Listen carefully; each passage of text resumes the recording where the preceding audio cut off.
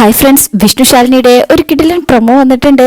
അതിലെ ശാലിനി ഹർഷനോട് കാര്യങ്ങളെല്ലാം തുറന്നു പറയണേ. ശേഷം ഹർഷൻ കാർത്തികയെ വീഡിയോ കോൾ ഒക്കെ ചെയ്യുന്നുണ്ട്. പിന്നീട് കാണിക്കുന്ന ഭാഗത്ത് ശാലിനി മണ്ഡപത്തിൽ എത്തിയിരിക്കുകയാണ്. അവിടെ രാഘവേട്ടൻ പറയും, കെട്ടട മോനെ താലി. അങ്ങനെ വിഷ്ണു ശാലിനിയുടെ കഴുത്തിൽ താലി കെട്ടാൻ ഒരുങ്ങുമ്പോ ഭാമ പറയും, സ്വസ്ഥതയോടെ നീ ഇവൾക്കൊപ്പം ജീവിക്കില്ല എന്ന് ഭാമ പറയുന്നുണ്ടെങ്കിലും ഭാമയുടെ വാക്കിനൊരു വിലയും നൽകാതെ വിഷ്ണു ശാലിനിയുടെ കഴുത്തില് താലി കെട്ടാനായിട്ട് ഒരുങ്ങാണേ. അങ്ങനെ ഭാമയുടെ വിഷ്ണു പറയും, മകൻ ചത്താലും വേണ്ടില്ല, മരുമകളുടെ കണ്ണീര് കാണണമെന്ന് ചിന്തിക്കുന്ന അമ്മായിയമ്മമാരെ പോലെ തരം താഴ്ന്നുപോയി എന്റെ അമ്മ എന്നൊക്കെ ഇങ്ങനെ വിഷ്ണുവിന്റെ നാവെന്ന് കേൾക്കുമ്പോ അവിടെ എല്ലാവരുടെയും മുന്നില് ഭാമ നാണം കെട്ടുപോവാണേ. വിഷ്ണു ഇങ്ങനെയൊക്കെ പറയുമ്പോ ഉള്ളില് നല്ല സങ്കടം തോന്നാണേ. ഭാമ ഇങ്ങനെ തല താഴ്ത്തി കരയുന്നുണ്ട്. അങ്ങനെ രാഘവേട്ടൻ പറയും, കെട്ടട താലി. അങ്ങനെ വിഷ്ണു ഭാമ തന്നെ നേരത്തെ പൂജിക്കാൻ കൊടുത്തിരുന്ന ആ താലി എടുത്ത് ശാലിനിയുടെ കഴുത്തില് കെട്ടാൻ തുടങ്ങുമ്പോഴായിരിക്കും സ്റ്റോപ്പ് ഇറ്റ് എന്ന് പറഞ്ഞ് അങ്ങോട്ട് മറ്റൊരു അവതാരം വരുന്നത്. എല്ലാരും തിരിഞ്ഞു നോക്കുമ്പോ അത് ചന്ദ്രബോസ് ആണ്.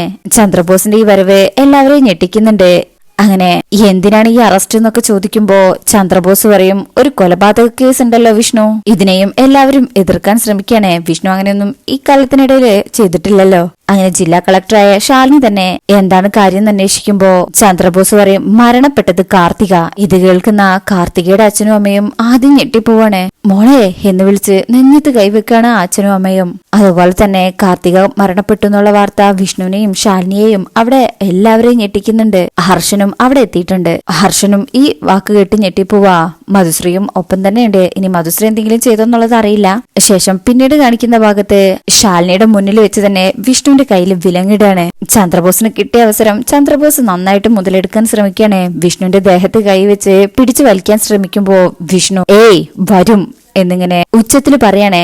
ഇനി വിഷ്ണു ഇതിൽ നിന്നും എങ്ങനെ രക്ഷപ്പെടുന്ന ഒരു ഐഡിയ ഇല്ല. എന്തായാലും ശാലിനി തന്നെ ഈ കേസ് തെളിയിക്കും. അപ്പൊ വരാൻ പോകുന്ന മഹാ എപ്പിസോഡിന്റെ ഈ പ്രൊമോ റിവ്യൂ ഇഷ്ടപ്പെട്ടിട്ടുണ്ടെങ്കിൽ ചാനൽ എല്ലാവരും ലൈക്ക് ചെയ്ത് സബ്സ്ക്രൈബ് ചെയ്ത് സപ്പോർട്ട് ചെയ്തേക്കണേ. താങ്ക്